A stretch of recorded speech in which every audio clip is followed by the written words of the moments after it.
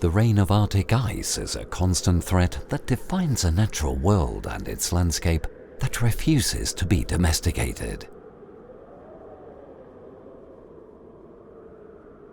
The best symbol of that icy power lies in the gigantic glaciers that dominate the landscapes of Iceland. Not surprisingly, they cover 11% of the land, with colossal ice sheets like Vatnajökull.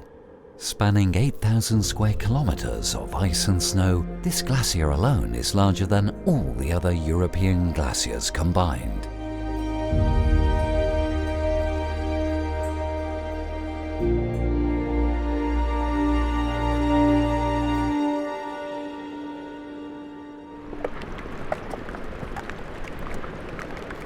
These glaciers are a force of nature that only obeys the law of gravity. They advance inexorably, eroding and dragging everything in their path along with them.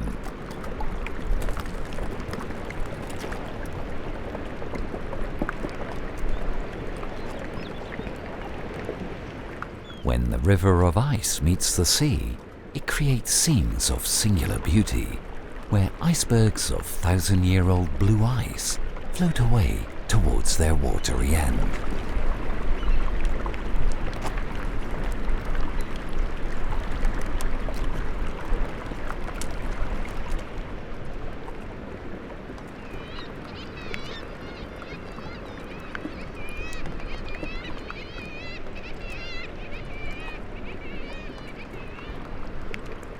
Beneath that ice shell, sometimes several hundreds of meters thick, hides the other great architect of the Icelandic landscape, the fires of the incandescent heart of the earth.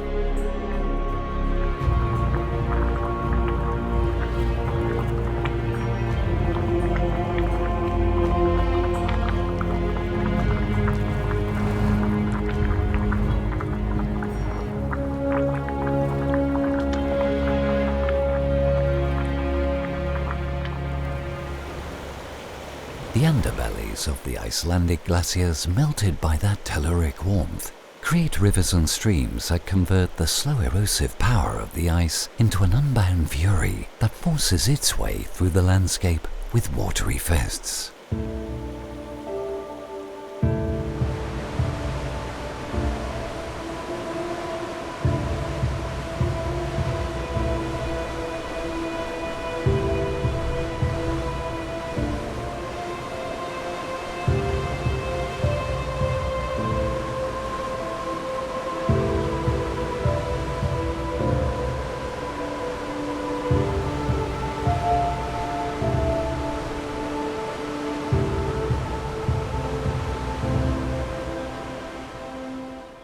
The land throbs in Iceland.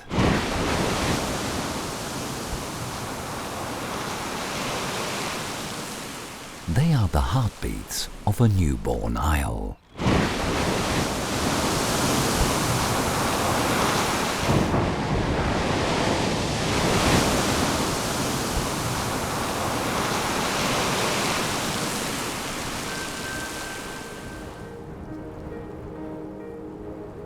In very few places of the world can so many demonstrations of the geothermal activity that form the Earth's crust be seen as in Iceland, a newborn isle in geological terms.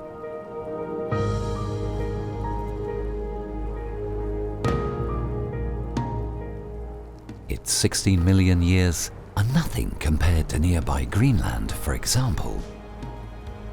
Greenland is home to the oldest rocks found to date, which are said to be some 3,800 million years old.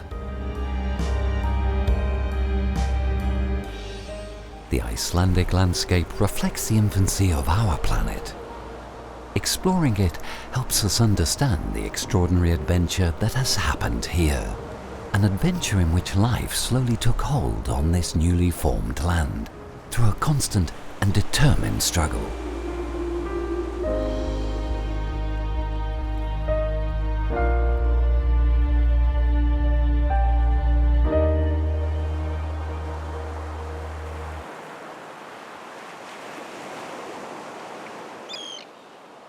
This brave little bird knows a great deal about what it takes for life to survive, because it comes from the other side of the world, literally.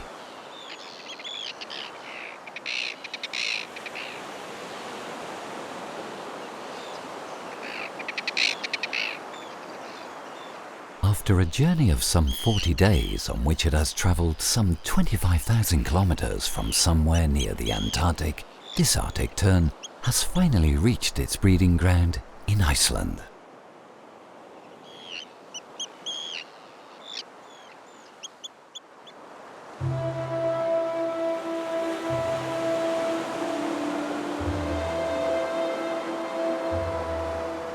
It spends the first few days eating and regaining its strength after such a long, dangerous and strenuous journey, which it will repeat in a few months' time when it sets off back to the far south of the planet.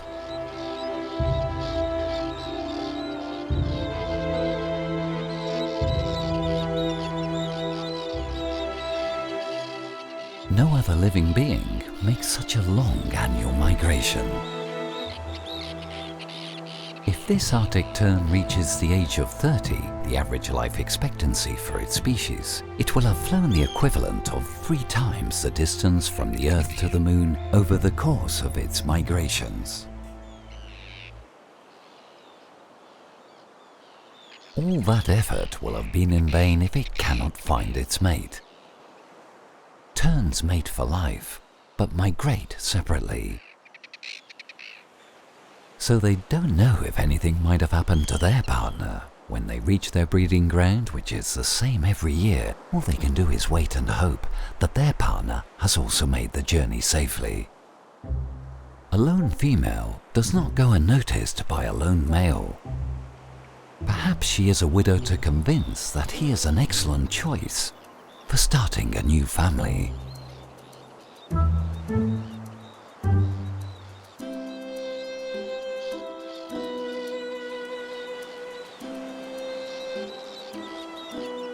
This female seems unimpressed by his display of masculinity. She prefers to keep waiting for her partner. However, the suitor is not willing to give up so easily, believing that his elegance and strength will be irresistible to her.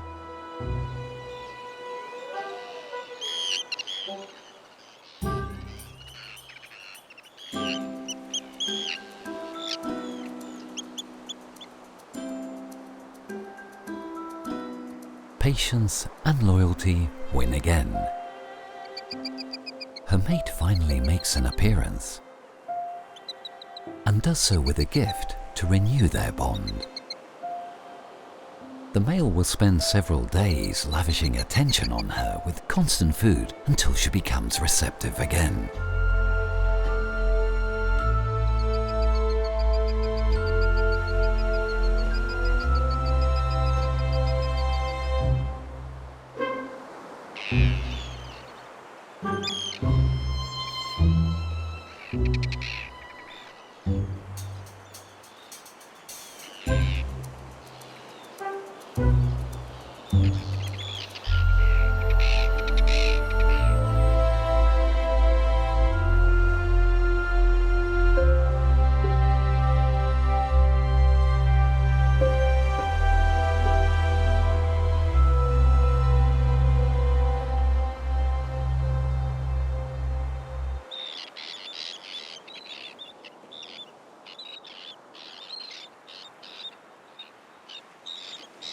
These emotional reunions after an arduous and hazardous journey are repeated among the thousands of Arctic terns that arrive in Iceland to start raising their chicks together.